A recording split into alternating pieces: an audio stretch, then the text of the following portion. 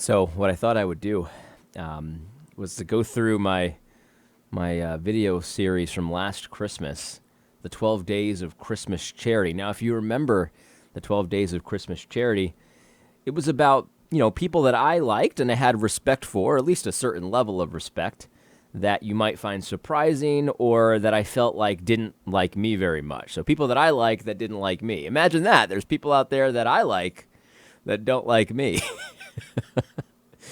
Anyway, so I thought I'd go through and see if I still like these people or if my opinion of them has changed. And I have to say, I think I've officially been radicalized by YouTube and social media because I'm not bad and very good anymore.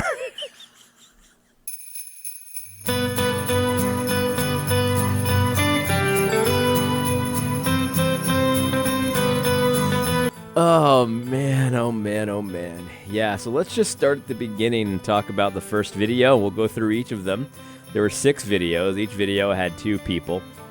And let's see how I'm doing here. So the first video had Brad Mason and Amin Hudson. Now, in all honesty, I have not kept up with Amin Hudson. I believe we've interacted a little bit this year. Not too much, though. I just find Amin to be just very, in the beginning, I thought he was a little bit better than most social justice warriors, but to be honest, you could just replace Amin with almost any social justice warrior and their opinions would be identical. So I didn't watch this video about why I felt like he was so good. I feel like probably the big reason was the fact that he was willing to actually have a video conversation with me, which is pretty unusual. But besides that, interchangeable with almost any social justice warrior. I mean, you couldn't tell the difference between Amin's words and someone else's, like Eric Mason's words or something like that. But I don't really know. I mean, I guess I still like him because I really haven't followed up with him.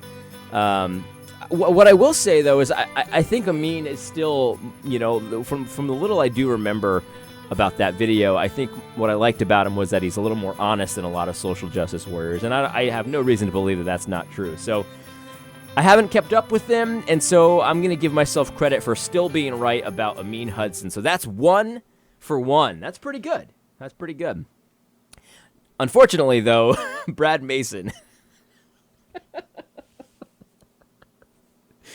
Brad Mason is gross, man. You read his tweets, and it's like, you feel dirty after reading his tweets. Like, you feel like you have to take a shower. It's just so gross. He's like, I often will retweet Brad Mason and I'll say, oh, who's a good boy? Like something like that. Like he's like a little puppy because he really seems to work very, very hard for the approval of like Thabiti Yanyabuele. He's like his little pet. And some of these other like leaders of the black social justice movement and stuff like that. His tweets are just so ridiculous. I have zero respect for Brad Mason at this point. I used to respect him because he was very honest. Now, I will say, though, that what I appreciate about Brad is that lots of social justice warriors are like, how dare you? We're not critical race theorists. Critical race theory, blah, blah, blah. He owns it. Give him credit. Give him credit where credit is due. Brad Mason is a critical race theorist. He knows that what he's pushing is critical race theory. He highly respects critical race theorists. He recommends you read critical race theorists. I give him credit for that. But the amount of just like, I imagine him like on Twitter, this is how I imagine him, just like, just waiting for that pat on the head from Thabiti, you know what I mean? So he can't respect that at all. So I'm 1 for 2. So I'm 50% on the first video. That's pretty good. 50% on the first charity video. Let's go to the next one. We've got, this is a this is a good one. Dwight McKissick and Christine Pack. I think I'm 0 for 2 on these because Christine, oh my goodness gracious, she is just so deranged. She's one of the most deranged people that I've ever seen online, and it's Doug Wilson derangement for sure. I don't really get it. I still don't understand what her big deal is, but I don't really care to even unpack that anymore. Get it? Unpack? I don't want to unpack Christine Pack. So I don't like her anymore. I used to, but a year of YouTube and 2020 has radicalized me, so I don't like Christine anymore. So that's not going to work. And then Dwight McKissick as well. Like, Dwight McKissick is such a weasel. Like, I give him credit for being a little more honest than most social justice warriors. So I was right about that. But he's so manipulative. He's one of the most manipulative people of all time. The SBC will be better when he eventually leaves. By the way, guys, Dwight is going to leave the SBC. Like, that's going to happen. So stop trying to please him. You will never please Dwight McKissick. He is unappeasable. He is the definition of someone who is divisive and factious. He will never, ever, ever be pleased. Don't even attempt to try to please Dwight McKissick. It is a fool's errand. He is committed to dividing people. He is committed to hating on white people. He is committed. It's his core identity. You'd be an idiot to try to appease Dwight McKissick. Don't be an idiot. So I mean, he blocked me a while ago, so I don't really follow him that close. Of course, I see screenshots and stuff like that, and he's causing trouble like he's gonna do. It's just that simple. So I retract this entire video. 12 Days of Christmas Charity from Dwight and Christine Pack. So I'm 1 for 4. That's not so good anymore. Let's go to the next video. The next video was a twofer as well, and it was charity towards the ERLC and the Gospel Coalition Twitter admins. Excuse me. And I thought that they were bots. That's why I put this robot here. But yeah, I'm going to end up being 1 for 6 here because I'm going to have to retract this entire video right now because my mission, and this is a mission that I think I will not be able to accomplish alone. We have to do it together. My mission for the next year or a couple years is to have it be so that when somebody sees that you're sharing an ERLC article or a Gospel Coalition article, that they instantly know it's fake news. It's just, I want it to be treated like MSNBC would be treated.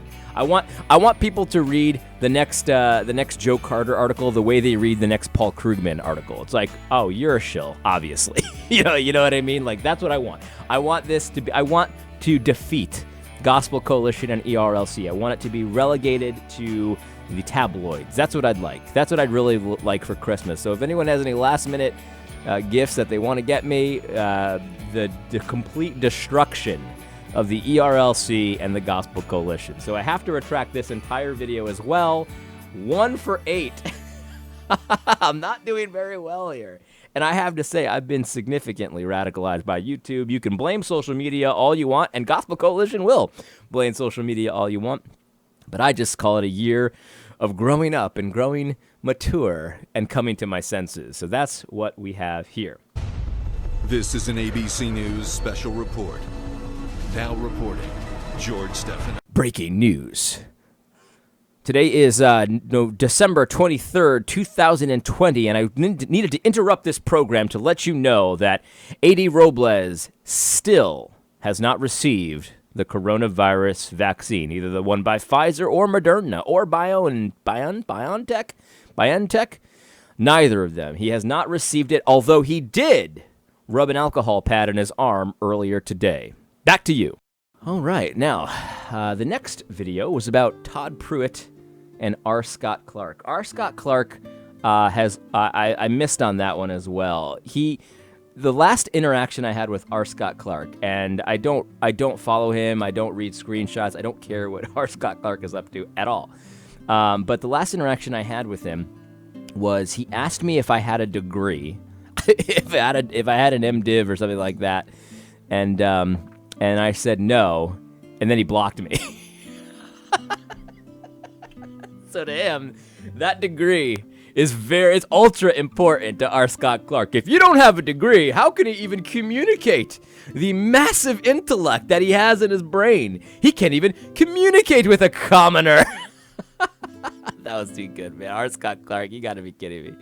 That's so ridiculous. I love that. I love the people that really think that their degree puts them in a certain category where it's like you're special, and if you don't have that degree, then you're not in that category. Like I love that kind of stuff, that kind of attitude, because those people are so easy to own. They're so easy to own. Like, do you even have an MDiv? Do you even know the Greek language? Like, it's just so ridiculous, man. Unbelievable. So R. Scott Clark is definitely off the list. Todd Pruitt's on the list, though. I did a video where I was pretty hard on Todd Pruitt, and I don't regret it because I think Todd Pruitt, it's called Todd Pruitt's Nice Guy Routine. And I don't regret it at all because Todd Pruitt, though I like him and I like his content, and I think I've actually learned a lot from Todd Pruitt.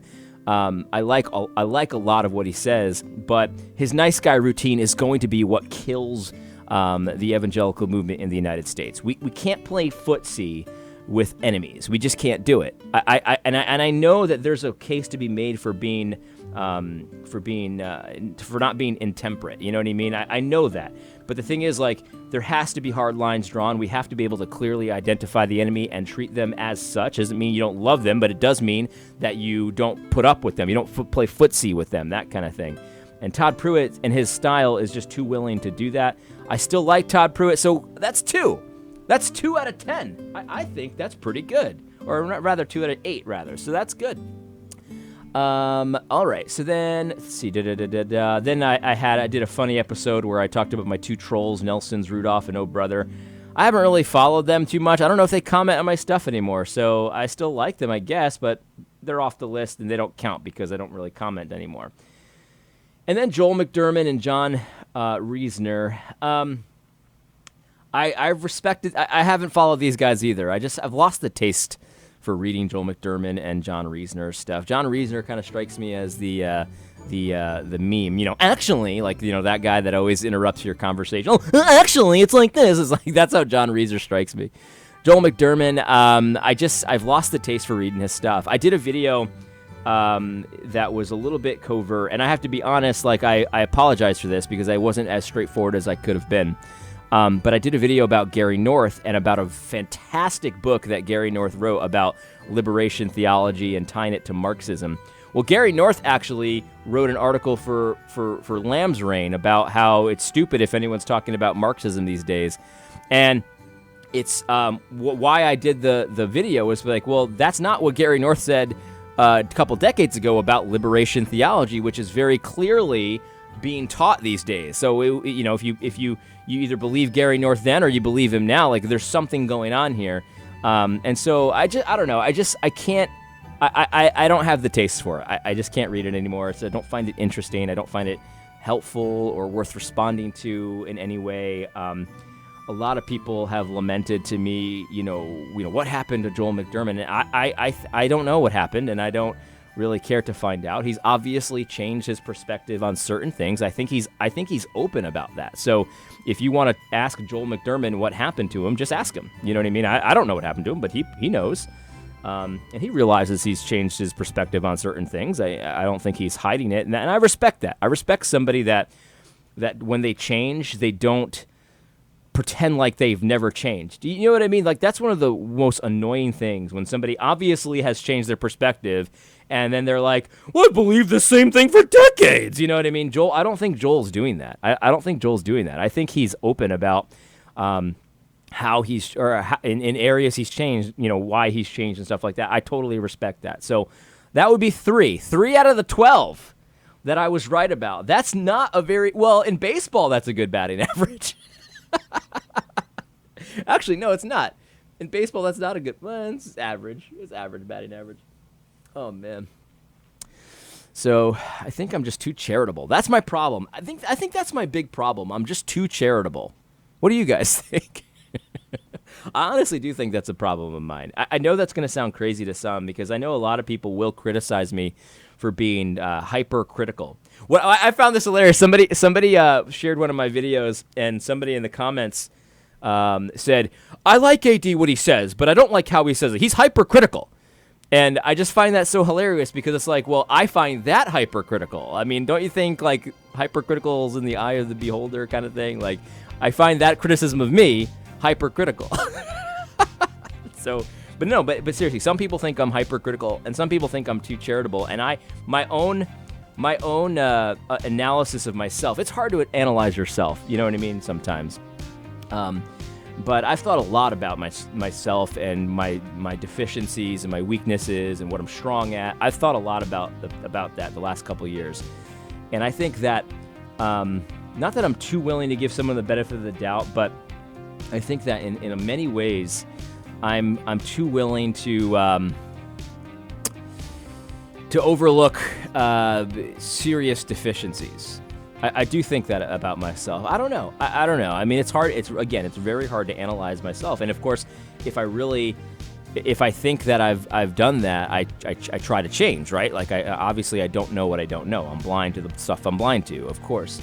But I do think that. I think that on the side, if you're gonna say, well, do I err on the side of being charitable? Do I err on the side of being too critical? I personally believe I'm too charitable. I'm more charitable than I ought to be. That's my opinion. I don't mean that as a humble brag. I don't think that's a good thing. I think that's a bad thing. And so I'm trying to think of ways to sort of alleviate that and to help with that without turning into like the guy that thinks everyone's a heretic except for myself. You see, that's why I haven't changed as much as I maybe ought to have, because I don't want to be like that guy where it's like everyone's a heretic, and no matter how small the thing is, I have to blast him and things like that. And I've got methods for kind of thinking about this, and I've got certain areas where I'm more charitable than other areas. But anyway, I don't know, man. This is just kind of like a stream of consciousness thing. What do you guys think?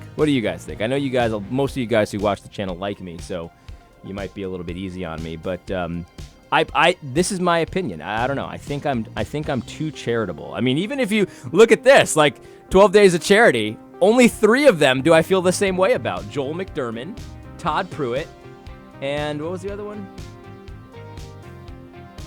Amin, I guess, but I don't really follow Amin, so it's almost like 2 out of 12. That's pretty bad. That is pretty bad. So, anyway, I hope you found this video helpful. God bless.